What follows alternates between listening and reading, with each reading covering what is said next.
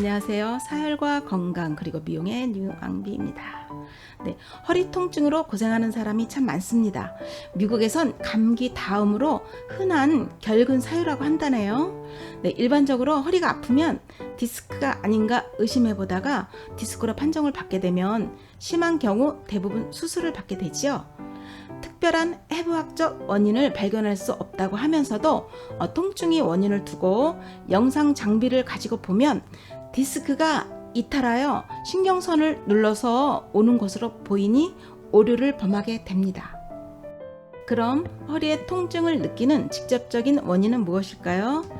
허리 근육 세포 사이에 어혈이 쌓이고 이 어혈이 혈관을 막아 피가 못 돌기 때문일 것입니다.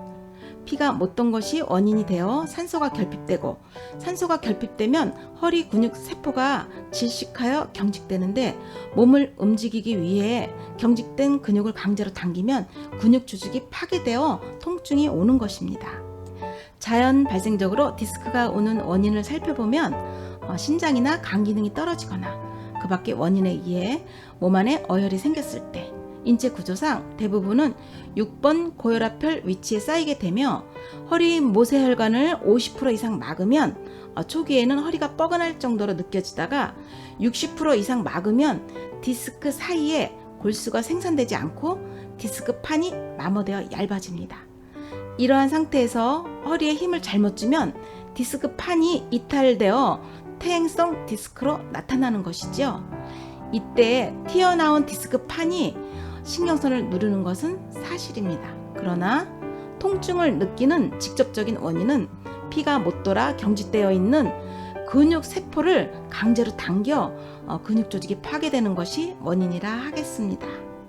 퇴행성 디스크 이탈의 경우는 디스크판과 연결된 힘줄이 당기는 힘의 균형이 깨지면 강하게 당기는 반대쪽이 마모되다가 얇아지게 되고 이때 힘을 잘못 주면 빠져나오게 되는 것입니다.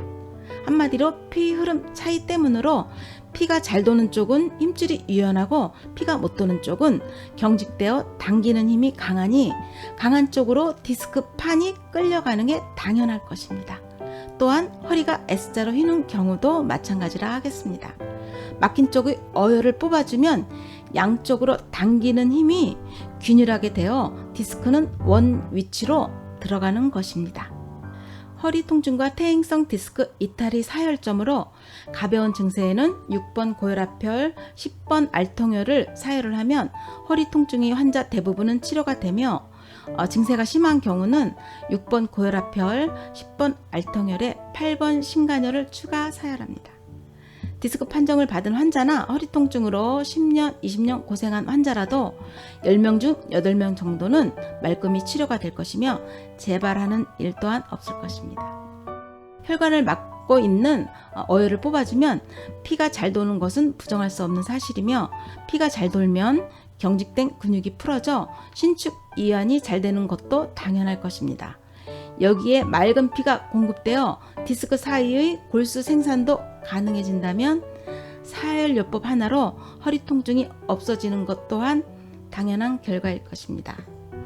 사혈 시 주의사항과 인체 부위별 혈점은 영상에 게시된 전체 사혈도를 참고하시고 허리 통증과 디스크에 대한 사혈의 설명을 곁들여 보겠습니다. 6번 고혈압혈입니다. 골반뼈 상단 1cm 위치점, 척추 3번 뼈, 요추 기준으로 양쪽 5cm 지점으로서 등 근육이 제일 높은 지점입니다. 살균 소독과 바세린은 사혈 전후 철저히 시행하며 전후 좌우로 밀고 당기며 건부항을 2, 3회 뜹니다. 부항 위치에 20회 정도 사침을 한 다음 부항컵을 겁니다. 어혈 나오는 것을 보면서 부항컵의 압을 조절해 봅니다.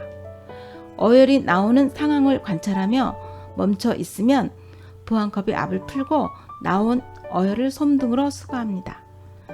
동일한 방법으로 최소 5차례 정도 실시하며 조혈 기능과 보혈을 염두하여 기준 사혈량을 설정하고 주 1회 사혈합니다. 6번 고혈압혈에서 어혈이 잘 나오지 않는 사람이 8번 신간혈을 먼저 사혈하여 어혈이 눈사태가 나면 고혈압 환자는 혈압이 더 상승하고 요통 환자는 통증이 더 심해질 수 있음을 유념하셔야 할 것입니다. 10번 알통혈입니다. 장단지 근육이 끝나는 중간 지점으로 종아리와 아킬레스건의 경계 지점이며 하체 혈행이 중심 혈자리입니다. 장단지에 알이 베거나 당길 때, 지가 자주 날 때, 뒤꿈치에 굳은 살이 많을 때, 발바닥이 메마를 때, 땀이 너무 많이 날 때, 종아리가 굵고 고민일 때의 혈자리입니다. 살균 소독과 바세린은 사혈 전후 철저히 시행하며 전후 좌우로 밀고 당기며 건부항을 2, 3회 뜹니다. 부항 위치에 20배 정도 사침을 한 다음 부항컵을 겁니다. 어혈 나오는 것을 보면서 부항컵의 압을 조절해 봅니다. 어혈이 나오는 상황을 관찰하며 멈춰 있으면 부항컵의 압을 풀고 나온 어혈을 솜등으로 수거합니다. 동일한 방법으로 최소 5차례 정도 실시하며 주 1회 사혈합니다. 8번 신간혈입니다. 7번 견비통혈과 6번 고혈압혈을 이은 선상에 7번 혈에서 아래로 60% 지점으로 등 근육이 제일 높은 등줄기 위치입니다. 비교적 어혈이 잘 나오는 부위로 생혈 손실을 주의하며 건부항으로 사혈 위치가 구분되면 20회 정도 사침을 한 다음 부항컵을 겁니다. 어혈이 나오는 상황을 관찰하며 멈춰 있으면 부항컵이 압을 풀고 나온 어혈을 솜등으로 수거합니다. 동일한 방법으로 최소 5차례 정도 실시하며 조혈 기능과 보혈을 염두하여 기준 사혈량을 설정하고 주 1회 사혈합니다.